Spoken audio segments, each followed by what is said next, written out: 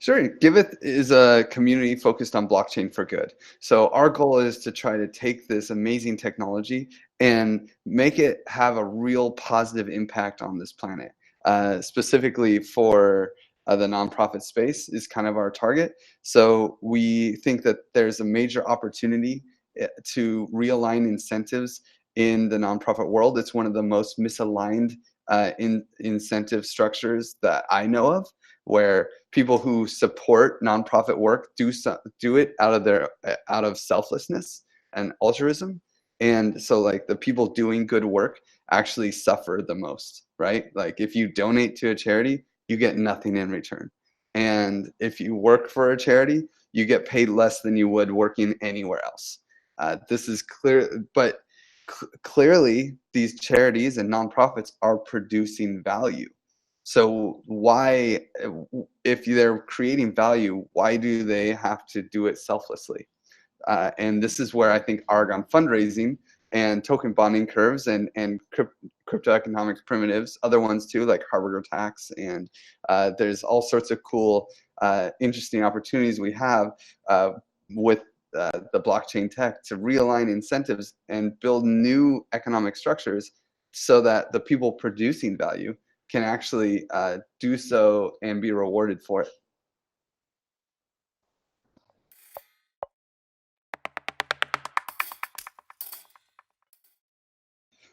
I mean, the biggest problem for me is that charities produce value, but that value doesn't end up on a spreadsheet, so the rest of the world doesn't care. And Giveth hopes to change that by actually working with a project called the Common Stack and Aragon Fundraising to create economies around causes, so that we can, at least this is our current target right now. We've built an application, we call it the Giveth DappNode, that will allow for anyone to trace their donations and trust that the organizations that are using, that are fundraising, will spend the money appropriately, because they can see exactly where their money goes. And so we have this traceable donations app. So you don't really have to trust the people, because you know, oh, it went to there, and you can see and follow your donation. So that's just the foundational layer that we needed to build, so that we can so that normal people can interface with the blockchain space and actually start using some of these cool tools for good. And Aragon fundraising is a huge piece of that. Like, I am so blown away by the work that you guys have done. Thank you so much. You guys are bringing token bonding curves to the masses, really, and making it easy to use with your UI, with the UI, and also making it modular so that anyone can go on and create their own Aragon DAO, click a button, and boom, they have a bonding curve. I mean, that's incredible, man. And I'm hoping that Giveth can kind of integrate that to be a sort of a proposal framework for the normal people. I mean, we're a little far away from that, of course. You know, it's going to take a long time for the person who is an environmentalist and just cares about a river before they can actually, you know, start interacting with bonding curves. But we're trying to bridge that gap as quickly as possible.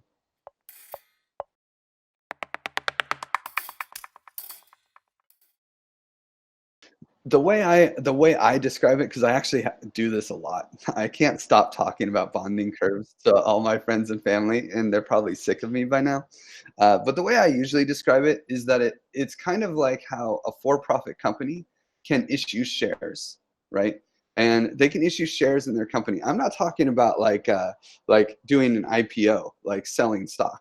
I'm just talking about the small hot dog stand that's like, hey, you know, do you want to invest in my hot dog stand with me?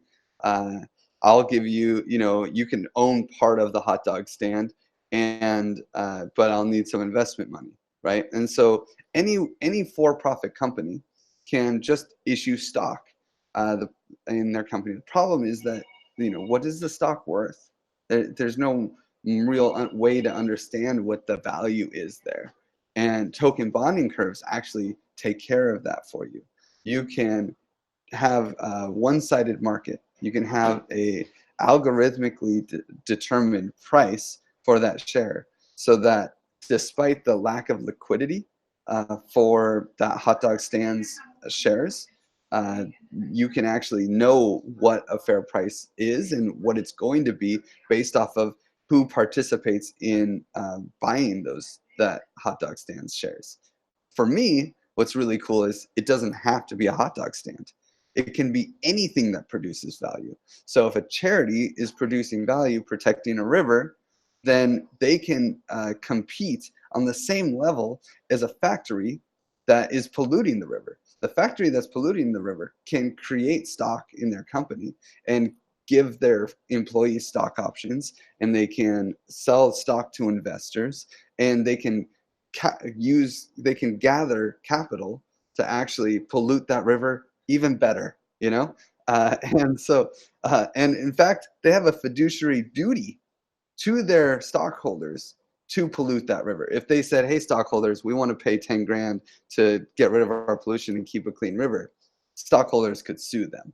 Okay, that's how bad it is. Now, the nonprofit, they're just like, hey guys, give us money. Yeah, you won't get anything in return. We're going to work for pennies and do our best to compete with the guy polluting the river.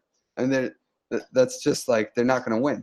They're not going to win. Like, it's a sad state of things. They have no way to raise capital. You have to rely on people selflessly, like, giving because they believe in the value of that river, and the incentives are such that you just want to live by the river and not give and hope other people do. It's a tragedy of the commons, right?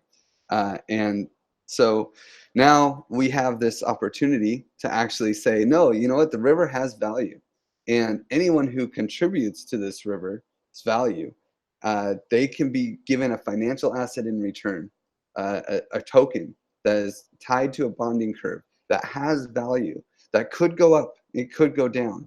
But you know what? Even if that token goes down, it's a hell of a lot better than a normal donation, right? So your donation goes to zero right away.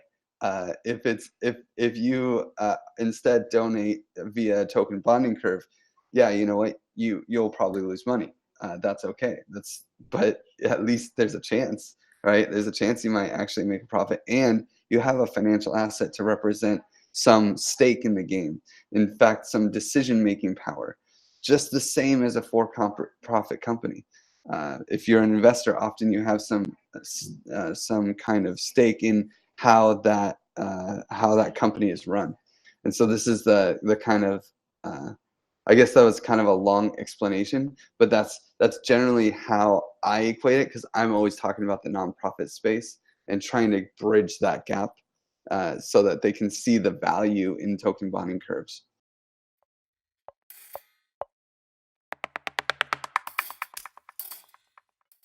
So our beta tester for the Aragon fundraising platform is GraceAid. GraceAid is an amazing charity in the UK that supports refugees, and they support refugees all over the world and in the UK. And Andreas, who runs the charity, he actually has hacked on bonding curves with Giveth at a hackathon in the Netherlands, Odyssey hackathon. And so he's like, I don't know if there's anyone in the charities in the nonprofit world that knows more about token bonding curves than Andreas from GraceAid. So he's been studying this stuff nonstop and has been with Giveth for probably a year and a half.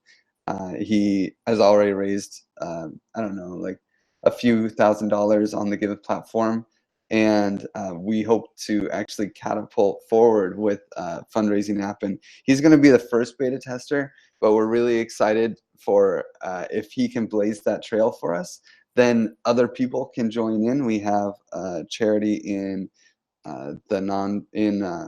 in Mexico that has a hospital that they help children with cancer from low-income families and give them free treatment, and also give their families lots of resources.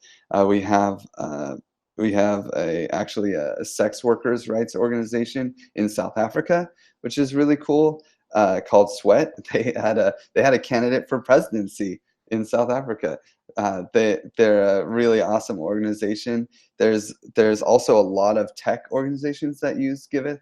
DappNode started on Giveth, and they're also hoping to beta test the fundraising platform. Although they will not integrate with Giveth, they're just going to do it as a DAO. I think Bright ID is also very excited about that. They're also on the Giveth squad.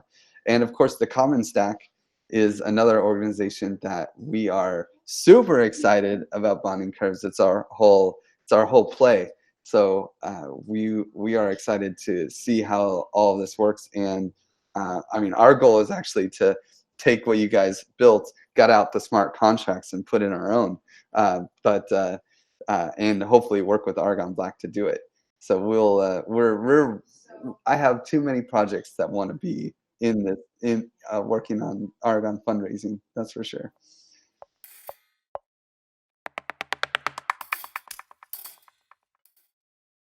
The main thing is that nonprofits already are at a major disadvantage compared to the for-profit system.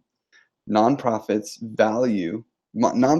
produce value, and if you can agree with that, then we can start the conversation about economic models and how they are just models and they are flawed. We live in a world that has a default economy, and that economy runs off an economic model that has holes in it.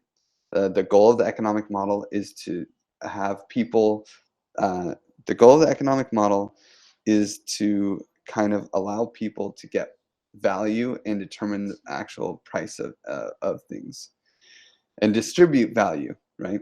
But shared resources and taking care of the less fortunate in society is not valued. And so our capital markets are all focused on things that end up on a spreadsheet. And token bonding curves can actually bridge that gap. They can allow people that are producing value that is only qualitative and not quantitative in the current economic models. They can allow these people to raise capital in the same way that a startup would raise capital. And this will allow nonprofits to actually compete in the for-profit space. And they can start cleaning that river. You know, they can start cleaning that river the same way as if it had an economic model. And they would go find people who care about that are value aligned. They would actually invest in the river itself. And then if we connect the Aragon fundraising to an Aragon DAO, then they can also start choosing where the people that donate and receive a financial asset in return can actually decide where their funds are going.